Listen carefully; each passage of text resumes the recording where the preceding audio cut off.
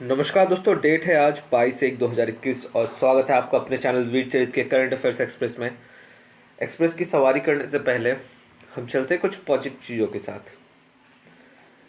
हम अक्सर कंप्लेन करते रहते हैं ना, हमारे पास ये नहीं है, वो नहीं है, मेरी पढ़ाई के लिए मुझे एनफ टाइम नहीं मिलता, या फिर मेरे पास पैसे नहीं हैं, वगैरह वगैरह वगैरह। दोस्तों, बिल गेट्स ने भी एक बार कहा था, आप अगर गरीब पैदा होते हैं तो वो आपकी गलती नहीं है, लेकिन अगर आप गरीब ही मरते हैं तो वो आप ही की गलती है, किसी और की नहीं। अब जो ये लाइन समझ गया उसने बहुत कुछ समझ लिया है। बढ़ते हैं पहले क्वेश्चन की तरफ। सात्विक साईराज रेड्डी ये किस खेल से संबंध रखते हैं? ऑप्शन है टेनिस, बैडमिंटन, क्रिकेट या फिर टेबल टेनिस। तो इसका सही आंसर है बी, बैडमिंटन। और इनका नाम क्यों आया था? क्योंकि अभी जो थाईलैंड में चल रहा है बैडमिंटन ओपन चैंपियनशिप, उसमें डबल पैर जो खेलते हैं उसमें ये लोग क्वार्टर फाइनल में आ चुके हैं और इसी कारण इनका नाम आया था। तो इनके नाम को आपको जानना है। और किससे रिलेट करते हैं? बैडमिंटन से। यहाँ आप देख सकते हैं जो जंप किए हुए हैं वही है सात्विक साईराज रेड्डी। बढ़ते हैं अगले क्वेश्चन की तरफ। सीरम इंस्टीट्यूट ऑफ इंडिया ये कहाँ पे लोकेटेड है? अब दोस्तों कल ही इसमें एक दुर्घटना घटी थी, आग लग गई थी, उसमें 5 लोगों का मृत्यु भी हो गया है सीरम इंस्टीट्यूट ऑफ इंडिया के एक बिल्डिंग में। और सीरम इंस्टीट्यूट कहाँ पे है? पुणे में। ये लगातार न्यूज़ में है, इसे आपको अच्छे से जानना है। सीरम इंस्टीट्यूट ऑफ इंडिया कहाँ पे है? पुणे में है। इन्होंने कौन सी वैक्सीन बनाई थी? कोविशील्ड, जो इंडिया अभी दूसरे देशों को भी एक्सपोर्ट कर रहा है और हमारे हेल्थ वर्कर्स को दिया जा रहा है। मेडिसिन का नाम क्या है? कोविशील्ड। और इनके सीईओ कौन है? अदर पूनावाला। अदर पूनावाला, याद रखिएगा। Serum institute of India Pune में है। कोविशील्ड इसके वैक्सीन का नाम है और इनके सीईओ कौन है? अदर पूनावाला। ये कोविशील्ड आप वैक्सीन देख सकते हैं। बढ़ते हैं अगले क्वेश्चन की तरफ। Shram Shakti digital data solution ये मिनिस्ट्री ऑफ ट्राइबल अफेयर्स ने किसके साथ लॉन्च किया है? गवर्नमेंट ऑफ गोवा या government of Punjab, government of Maharashtra या फिर गवर्नमेंट ऑफ केरला। अब Shram Shakti digital data solution है क्या? ये जितने भी माइग्रेंट वर्कर्स हैं और ट्राइबल माइग्रेंट लेबर्स हैं उनका मिला के एक डेटा क्रिएट किया जाएगा ताकि ये पता लगाया जा सके कि किस जगह पे कितने लोग हैं और उनके वेलफेयर के लिए जो भी चीज़ें की जाएंगी वो उन तक पहुंचाई जा सके। तो इसका सही आंसर है गवर्नमेंट ऑफ गोवा। गोवा की कैपिटल क्या है? पानाजी। और गोवा के चीफ मिनिस्टर इस समय कौन है? प्रमोद सावंत। और गोवा के पहले चीफ मिनिस्टर कौन थे? प्रमोद सावंत से पहले हमारे डिफेंस मिनिस्टर भी रह चुके थे। कौन थे? जी हाँ, आप सबको याद है, मैं बोलूँगा नहीं। Which of the following state celebrates its statehood day on 21st of Jan? 21 जनवरी को इनमें से कौन सा स्टेट अपना स्टेटहुड डे, मतलब कि इस दिन स्टेट बना था और ये अपनी एनिवर्सरी सेलिब्रेट करता है? ऑप्शन है मणिपुर, मेघालय, त्रिपुरा या फिर इनमें से सभी। तो इसका सही आंसर है ऑल ऑफ द अबव। कल हमने उत्तर प्रदेश के बारे में भी डिस्कस किया था। उत्तर प्रदेश यूपी दिवस कब मनाता है, यानी अपना स्टेटहुड डे 24 जनवरी को। इनमें से तीनों ही स्टेट कब मनाते हैं? 21 जनवरी को। और अगर मणिपुर की कैपिटल की बात करें, मणिपुर की कैपिटल है इम्फाल और मेघालय का है शिलोंग और त्रिपुरा का है अगरतला। और मणिपुर के चीफ मिनिस्टर की अगर हम बात करें इस समय कौन है? और ईयर की अगर हम बात करें 1972, याद रखिएगा 1972 21 जनवरी को ये स्टेट बने थे। और इस समय मणिपुर के चीफ मिनिस्टर कौन है? एन बीरेन सिंह। त्रिपुरा के हैं बिप्लब देब और मेघालय के हैं एम कॉनराड संगमा। दोस्तों एक याद रखिएगा, अगर क्वेश्चन आता है और मेघालय के चीफ मिनिस्टर के बारे में पूछते हैं तो एक कोड है इसमें संगमा, उनका सरनेम 80% टाइम संगमा ही होगा। अगर कुछ बदलेगा आगे तो मैं बता दूंगा। आपको मेघालय का चीफ मिनिस्टर अगर याद रखना है, बस आप ये नाम याद रखिएगा संगमा, और ऑप्शन में अगर एक ही संगमा होता है तो आप आराम से उसे टिक कर सकते हैं। ये हमारे नॉर्थ ईस्ट के स्टेट्स हैं। मैं आशा करता हूँ कि आपको अब तक इनके कैपिटल याद हो गए होंगे। अरुणाचल प्रदेश का कैपिटल लिखा हुआ है ईटानगर, असम का है दिसपुर, नागालैंड का है कोहिमा, मणिपुर का मैंने बताया इम्फाल, मिजोरम का आइजोल, त्रिपुरा का अगरतला, मेघालय का शिलोंग, और सिक्किम की भी अगर हम बात करें, सिक्किम की क्या है, गैंगटॉक। बढ़ते हैं अगले क्वेश्चन की तरफ। धर्मेंद्र प्रधान ने अभी जल्द ही पहला small scale LNG supply infrastructure inaugurate किया है शेल एनर्जी का। शेल एनर्जी किस लिए? ज़्यादा प्योर एनर्जी, ताकि पोल्यूशन कम हो सके। तो ऑप्शंस है डिगबॉय असम। डिगबॉय कौन सी जगह है? एशिया का पहला तेल का कुआं डिगबॉय में ही था, और ये है असम में। हाजीपुर बिहार, हजीरा गुजरात, बॉम्बे हाई महाराष्ट्र। तो इसका सही आंसर है पहला small scale LNG supply infrastructure Shell energy का कहाँ इनॉग्रेट किया गया है? हाजिरा में। और धर्मेंद्र प्रधान हमारे कौन है? Petroleum gas minister. ये आप देख सकते हैं, ministry of petroleum and natural gas. बढ़ते अगले क्वेश्चन की तरफ। एक्सरसाइज कवच ये कहाँ पे होगा? ऑप्शन है अंडमान एंड निकोबार, ओडिशा, केरला, राजस्थान। और अगर बात करें हम एक्सरसाइज कवच, ये मैंने अपने डिफेंस करंट अफेयर्स में भी कवर किया था। आप अगर कोई भी डिफेंस एग्जाम दे रहे हैं, IBSC, IOCDS, NDA, एफकेट, उसमें आपको डिफेंस करंट अफेयर पार्ट 1 जो है उसे करना है, क्योंकि उससे क्वेश्चंस जरूर आएंगे। एक्सरसाइज कवच ये किसके बीच होता है?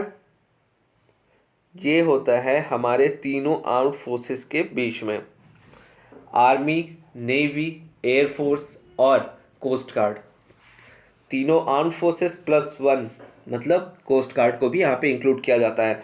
और ये कहाँ होगा? अंडमान एंड निकोबार कमांड में। ऑप्शन ए सही है इसका, Andaman and Nicobar command. Andaman and Nicobar की कैपिटल क्या है? Port Blair. और अंडमान एंड निकोबार कमांड जो है आर्म्ड फोर्सेस का, वो कोई आर्मी या फिर एयरफोर्स या फिर नेवी का अलोन नहीं है, वो थिएटर कमांड है, यानी कि जॉइंट कमांड, तीनों को मिला के वहाँ पे कमांड बनाया गया, ताकि कभी भी आगे अगर युद्ध करना पड़े कहीं भी हो तो तीनों आर्म्ड फोर्सेस हमारे मिल के काम कर सके, सिनर्जाइज हो आर्मी, नेवी, एयरफोर्स और कोस्ट गार्ड में भी। यहाँ आप बहुत ही ब्यूटीफुल पिक्चर देख सकते हैं। यहाँ पे वाइट यूनिफॉर्म में नेवी दिख रही है आपको, ब्लू में एयरफोर्स और डार्क ग्रीन में आर्मी, और पीछे आप देख पा रहे हैं कोस्ट गार्ड भी है। कितना सुंदर सिंबल है ये। बढ़ते अगले क्वेश्चन की तरफ। नेशनल गर्ल चाइल्ड डे कब मनाया जाता है? बेटी बचाओ बेटी पढ़ाओ। तो नेशनल गर्ल चाइल्ड डे कहाँ और कब मनाया जाता है?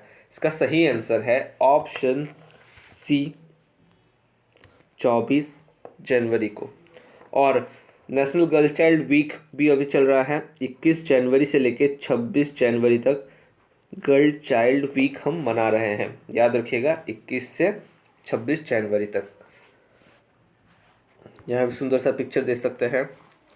Think a world without us, save girl child.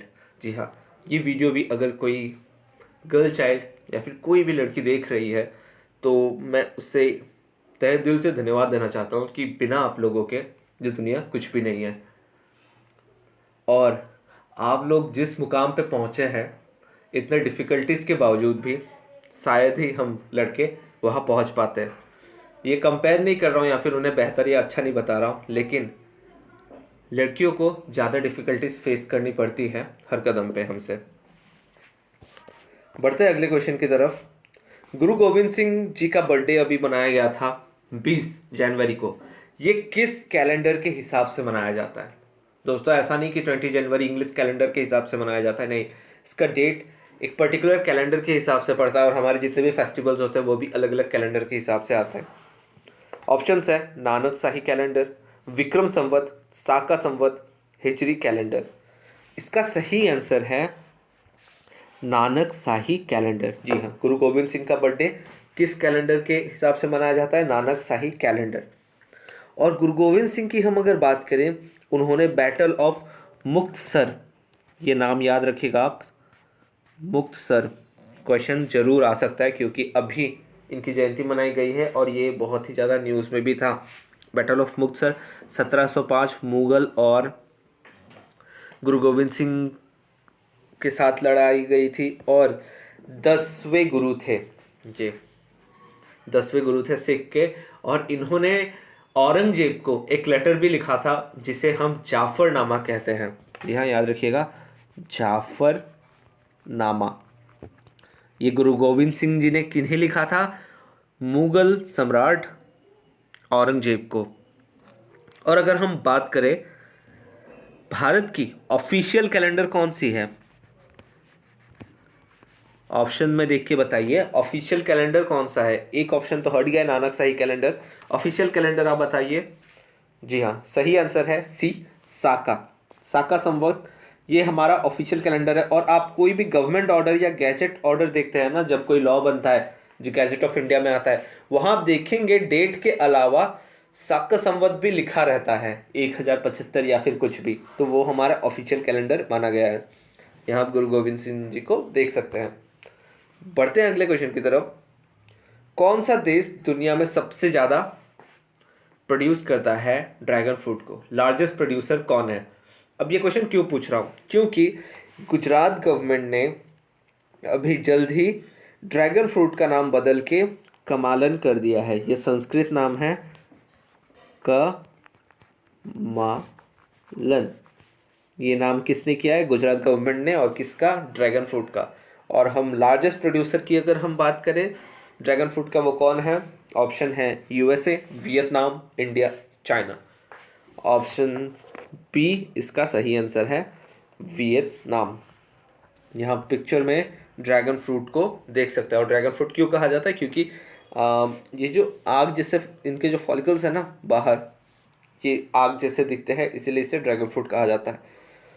तो बढ़ते हैं आज के क्वेश्चन की तरफ। हाँ, और एक बात, टेलीग्राम पे सारे पीडीएफ मिल जाते हैं, कुछ लोग मुझसे पूछ रहे थे। और क्विज के माध्यम से हम अपना जनरल स्टडीज़ भी पूरा करते हैं। अभी हम पॉलिटिकल साइंस देख रहे हैं, अभी कल से ही हम मॉडर्न हिस्ट्री भी शुरू करेंगे। वैसे वैसे हम क्विज के माध्यम से चैप्टर बाय चैप्टर कंप्लीट करते जाएंगे अपने जनरल स्टडीज़ प्रिपरेशन को, और हम उसे बूस्ट भी करेंगे। और टाइमिंग क्या है? 7:30 बजे, रेगुलर टाइमिंग 7:30 बजे। आज एक्चुअली दिक्कत ये हो गई थी कि न्यूज़पेपर टाइम पे आया नहीं था, और विदाउट न्यूज़पेपर को कंसिडर किए हुए करंट अफेयर बनाना बहुत ही ख़राब होता है। तो आज के क्वेश्चन है, लॉन्गेस्ट सर्विस प्रेसिडेंट यूएसए के कौन है? कल एक मैंने क्वेश्चन पूछा था टेलीग्राम पे, उसने बहुत कम ही लोगों ने सही आंसर दिया था कि कमला हैरिस जो अभी वाइस प्रेसिडेंट बनी है, वो कौन से नंबर की वाइस प्रेसिडेंट है। जो बिडेन सबको पता था कि वो 46वें प्रेसिडेंट है, लेकिन कमला हैरिस 49th वाइस प्रेसिडेंट है। क्यों?